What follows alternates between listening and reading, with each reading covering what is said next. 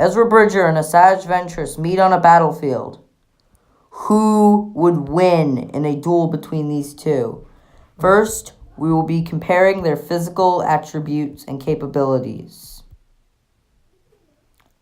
Let's begin. Ezra Bridger was a human male, 17 years of age. Trained by the Phoenix Squadron in Kanan Jarrus, Ezra proved himself to be quite a physical opponent in battle.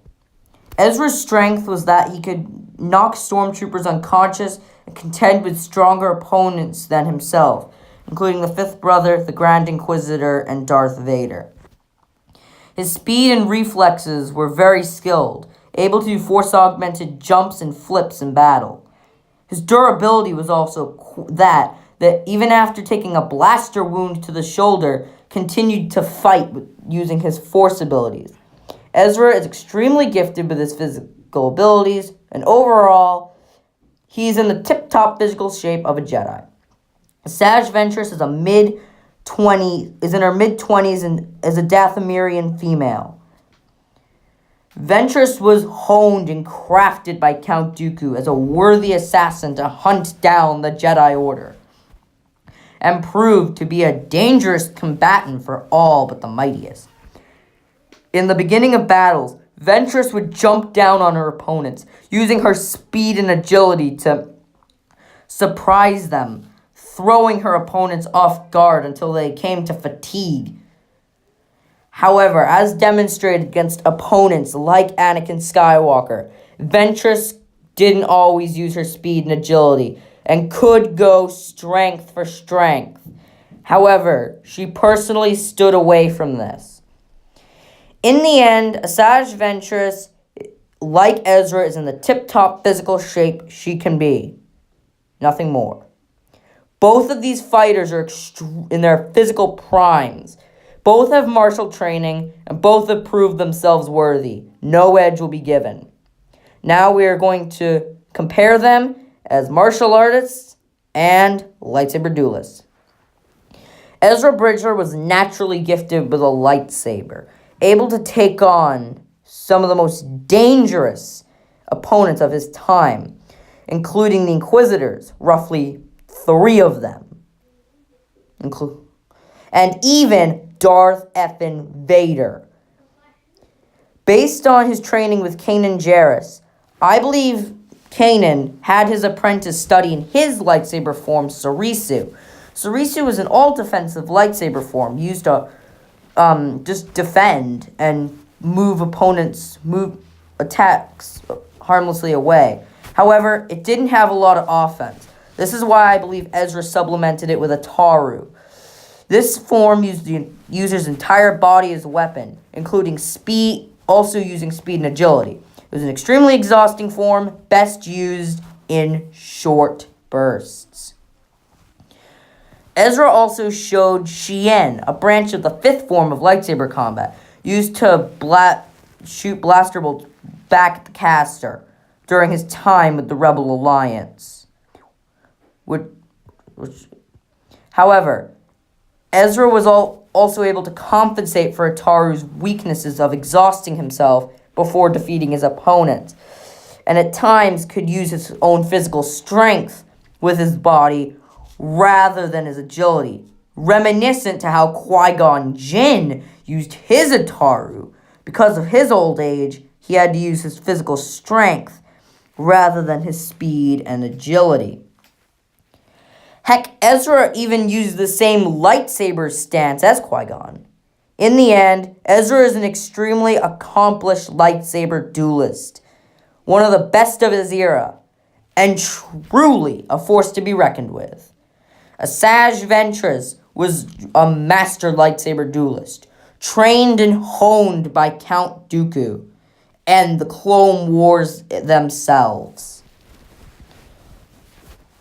Ventress's weapon set made her style very unorthodox and unpredictable, even more crafting her as a deadly fighter. Based on her use of dual blades and her Jedi training under Kyneric in that flashback, I have been able to come up with her forms, that being Jar-Kai, the dual-blade fencing form. I also believe she supplemented this form with the previously mentioned Ataru style, which I'm not getting into. You have to watch the full video if you want a full description of this form. However, Ventress was able to refine her skills even more with Count Dooku. I also believe Dooku had some influence in her training, that being his own preferred form of Makashi, a form developed for one-on-one lightsaber fencing, as well as Form 6 Nyman, a jack-of-all-trades style, which used force-based attacks within the lightsaber sequences of opponents. Ventress would switch between these forms consistently, often throwing her opponents off balance, almost a Makashi Ataru hybridization. Her use of Jar-Kai also allowed her to contend with much more dangerous opponents, such as General Grievous, Anakin Skywalker on more than one occasion. I mean, how many times did they fight? And had a rivalry with Obi-Wan Kenobi during the Clone Wars. Again, like Skywalker, they fought a lot. Heck, she fought them both at once. Yeah, she fought Skywalker and Kenobi at the same time, both simultaneously and together.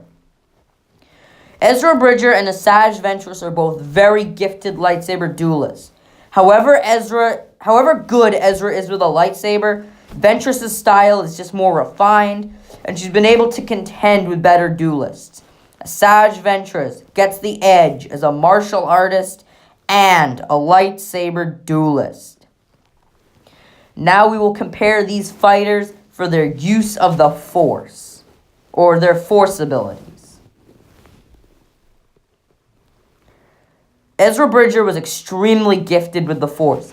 Even Palpatine wanted this Jedi to get out of existence. Jeez. Ezra was an extreme telepath, able to use Force bonds and beast manipulation, having Force bonds with the Lothwolves and Lothcats of his home planet. He was also very skilled in the Jedi mind trick, able to use it frequently in combat. Ezra's connection with the Lothwolves also helped him gravely in battle, as shown at the end of Season 4, when the wolves ended up helping them. However, when enhanced with the dark side, his beast manipulation became even stronger, and he was able to use mind control on an ATDP walker to kill his troops and fall off a cliff. However, this was when Ezra was under the influence of Darth Maul, and because we're looking at him in Season 4, where he doesn't have that influence, I doubt he would use this power, because at that time he was struggling. Ezra also had some skill with Tutaminis, able to block Palpatine's Sith sorcery. However, this was in collaboration with Ahsoka Tano, so I don't think it's that impressive, but still, it's worth mentioning. But Ezra's greatest skill with the Force was his telekinesis.